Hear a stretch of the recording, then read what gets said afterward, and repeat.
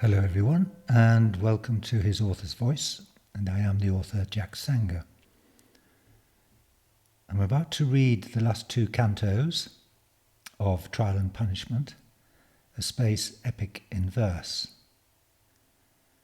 We know already that there has been a reprieve for humanity's descent into hell, and we're considering why this should be so, and what has been the purpose of the abduction of Seth and Zora from east and west in the aliens' grand plan for humanity and the earth.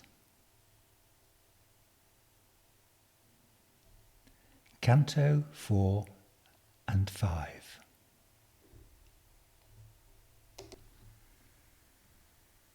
The choice. You can't cross the sea merely by standing and staring at the water. Tagore. It was like being sucked up a corkscrew chute, a whirling tornado that stretched head from foot, a senses-smothering, breathless instant, a mind-numbing rift that left them deficient of any capacity to make a deduction of the time elapsed in their abduction. Just a crazed sense of being spirited away from their home soils in India and the USA.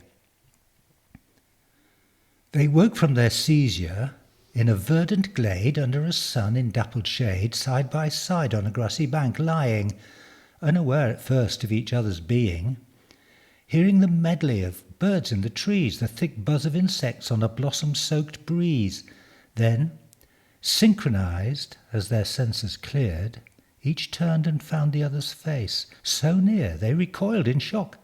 Their eyes froze at their bodies, naked, without prison clothes. Abashed, instinctively, they started to cover their private parts. But, as the stupefaction ebbed away, they sat up, juggling what to say. He spoke in French and then in Urdu. She spoke in English, which he also knew well enough to respond to her question, "Where are we?"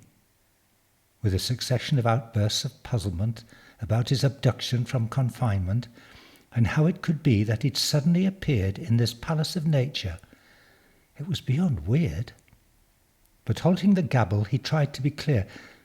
"Someone or something has brought us here for reasons we'll discover sooner or later. All we can do is try to investigate and make ourselves aware of what's around us and how we can fare as well as possible." He stopped, embarrassed at talking too much, as he guessed his companion had already thought what he had voiced and merely sought a moment to speak. "I agree it would be good," she smiled grimly, "to find shelter and food. But first we've got to stay mentally strong. We'll know our fate before very long."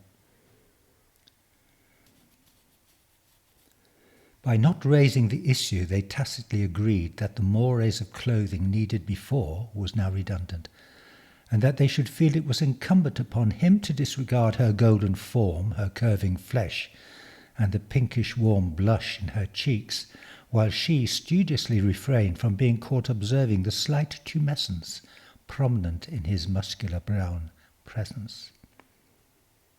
It was Zora who made the first deduction that they were on some kind of space station, for the sun that warmed them was not sinking but stationary above everything, a hot disk, permanently bright, suggesting that by day and night the environment was contrived to please them. They would not be deprived of any need. She thus deduced that everything would be produced as needed. So better far to take a walk and engage in some strategic talk. They climbed a hill, and at its summit, Seth joked, "We're in a whodunit," which made her laugh and reply with feeling, "Aliens done it, and they won't be concealing their intentions much longer." Their eyes locked, and somewhat tardily, as if rocked by the realization they were here at the pleasure of extraterrestrials with powers beyond measure, they swapped names with a clasp of the hand and smiles that expressed their mutual stand against whatever might befall when the aliens finally made their call. As they gazed out over the nirvana of perfectly coordinated flora and fauna, they felt a shiver caress them. Thoughts stemming from beyond their brains came unbidden, complex, explanatory and confirmatory of Gabby's earlier surmise. They were without doubt an alien's prize.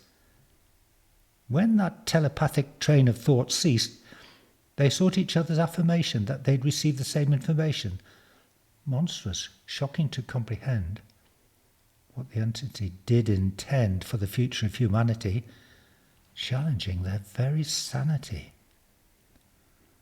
They sat in silence on the hill, wrestling with the poison pill the aliens offered, and the agony they suffered no human being had ever felt, nothing like it.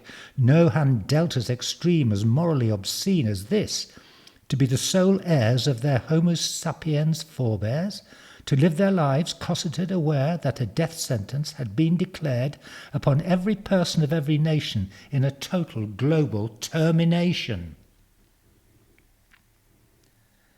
Gradually they regained thought and shared the import of their fractal's insights on human plight. It helped painstakingly to recite point by point its final judgment and the consequences of this denouement on their own lives, the violent rupture from their past, the only future offered by the alien to be sole purveyors of the dream of salvation for the human gene. Its horrifying, damning verdict was that Homo sapiens had inflicted a near-mortal blow to the world's spirit. Its soils, its oceans, its air, its biodiversity could not recover with humankind in dominion over its evolution. So while Seth and Zora wrestled their solution, it imposed a brief and fitful peace upon the species, until they decided, not if, but how, humanity's door would finally shut. The fractal offered just two options, both abhorrent in adoption. The first, let the species slash and burn itself and the planet and turn Earth into ash and space, extinction without trace, a slow, excruciating end decimating life in a descent into nihility. The alternative possibility was a nanosecond's rout, an instant wipeout of the species' print upon Earth's soil, leaving no evidence of human toil. This was better in awful theory, as no one would experience the agony, the prolonged death rattle of human nature. All would exit in a final rapture, a farewell salute before the void, a crescendo of pleasure unalloyed, leaving Seth and Zora to conceive 10,000 eggs with permuted genes. The fractal left them no doubt as to why they'd been singled out to become forebears of the human race. The uniqueness of their case, which made them the fractal's select pairing. To lead the New World project, it had required a calculation of every genetic combination in humankind to find the male and female least likely to fail the tests of immunity, and to ensure a perfect unity in their characters' traits. Nothing would be left to fate. Assertiveness without aggression, cooperation without subordination, selflessness and empathy, no trace of sick pathology, and a bold intelligence combined with creative prescience to venture beyond the known. These were the traits this couple owned. Their profiles the entity deemed essential to its galactic scheme. Its knowledge of optimal cloning was infinitely subtle, a result of honing its skills across the firmament. It would reconfigure the genetic elements of the pair in 10,000 unique combinations involving quantum calculations to ensure their offspring could face whatever the future would bring. The third clause in their fractal's proposition involved the pair's immediate situation. This world of artificial beauty was special, a bespoke dome on the fractal's vessel, housing them and their progeny until, or otherwise, The earth was ready for their descendants' occupancy and the beginning of a new history. Here, with the aid of countless servants, AI robots programmed to prevent failure in the overarching plan, it would nurture this woman and this man. They would live long lives as a loving pair, an example to their multitudinous heirs. But now they had to give one voice in answer to the unholy choice: let their kind die in slow suicide or in an instant's genocide. If the former, they'd be transported elsewhere to start life on a world prepared. If the latter, then, after cleansing years, their offspring would lift the human curse and respect its lease of ownership and seize the chance to grace the planet and the galaxy beyond its atmosphere's limits. Zora and Seth did not know their future script, whether this was real or an alien's trick. They'd hardly touched a fingertip and knew not whether friendship or more might sustain their banishment, even though it was not a punishment, but a gift to humanity, whatever their decision: euthanasia or a new world mission.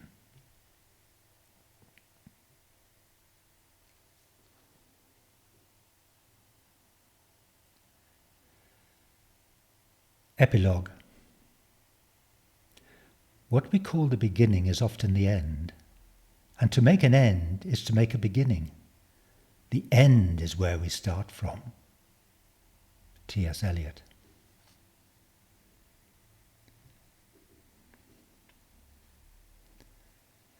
It straddles space with an implacable will, energy collecting through solar gills, easing along the galaxy's limb, AI keeping the systems in trim.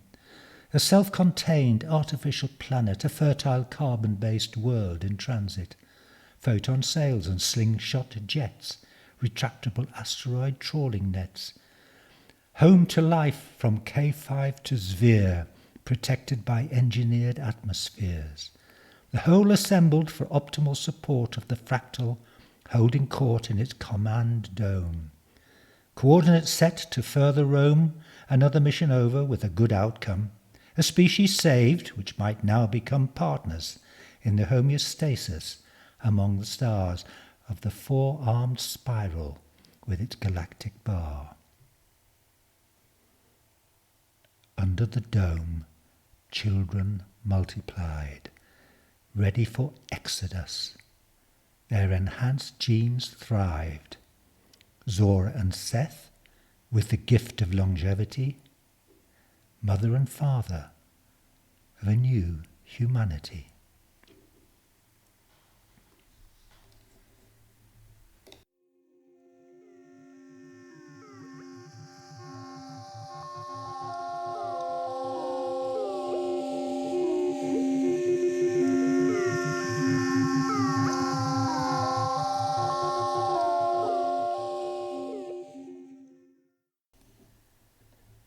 So there we have the final two cantos of Trial and Punishment, a space epic in verse. And you, the reader, are left in the position of interpreting what you think the final decision of Seth and Zora was. If you like the poem and you want to read it, you can go to my site www.jacksanger.com. There you will find novels, plays, short stories and some Zen non-fiction. So I hope you go there, and I hope you subscribe to this site. So until the next time, when I read something else from my work or indulge myself in reminiscences from my life, I'll say goodbye. Bye-bye.